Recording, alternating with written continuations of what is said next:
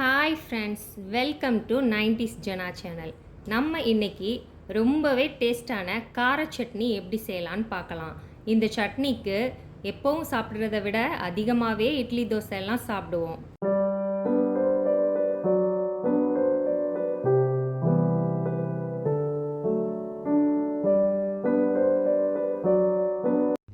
இந்த கார சட்னி பண்ணுறதுக்கு மிக்ஸி ஜாரில் 2 காஷ்மீரி வத்தல், நல்ல கலர் கிடைக்கிறதுக்காக, காரத்துக்கு ஒரு வத்தல்.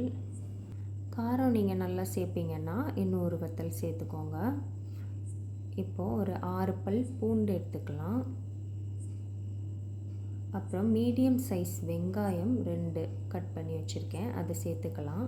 சின்ன வெங்காயம் மட்டும் சேர்த்து செஞ்சால் ரொம்பவே டேஸ்ட்டாக இருக்கும். இல்லை சின்ன வெங்காயம் பெரிய வெங்காயம் எல்லாம் மிக்ஸ் பண்ணி கூட சேர்த்து செஞ்சுக்கலாம்.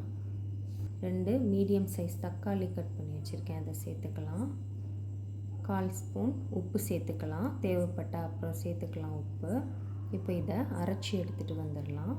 பாருங்கள், இந்த மாதிரி அரைச்சிட்டு வந்திருக்கேன். இப்போது சட்னி ரெடி பண்ணிடலாம். அதுக்கு 4 ஸ்பூன் எண்ணெய் ஊற்றிருக்கேன், 3/4 ஸ்பூன் கடுகு சேர்த்துருக்கேன், ஒரு கொத்து கருவேப்பிலை சேர்த்துக்கலாம்.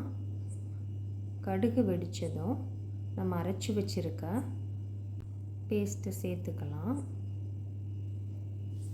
பாருங்கள், அதை சேர்த்துட்டு லைட்டாக மிக்ஸ் பண்ணி விட்டுட்டு மிக்ஸி ஜாரில் தண்ணி ஊற்றி அதையும் சேர்த்துக்கலாம்.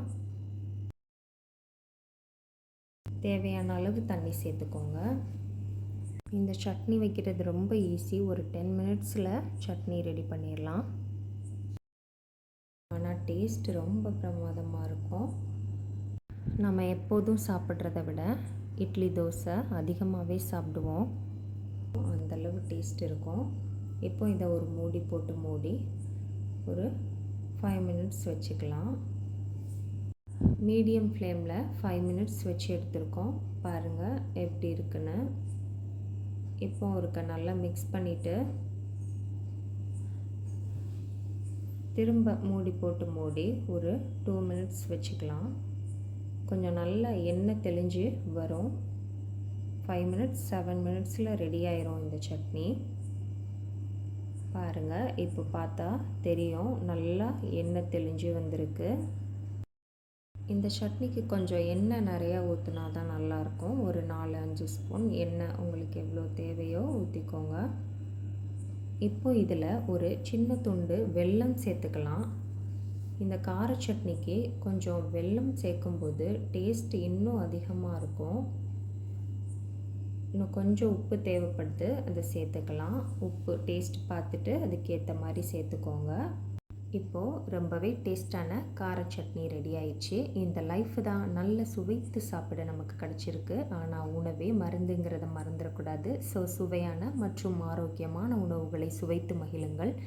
என்னோடய சேனல் பிடிச்சிருக்குன்னா லைக் பண்ணுங்கள், ஷேர் பண்ணுங்கள், கமெண்ட் பண்ணுங்கள், சப்ஸ்கிரைப் பண்ணுங்கள். தேங்க்ஸ் ஃபார் வாட்சிங்.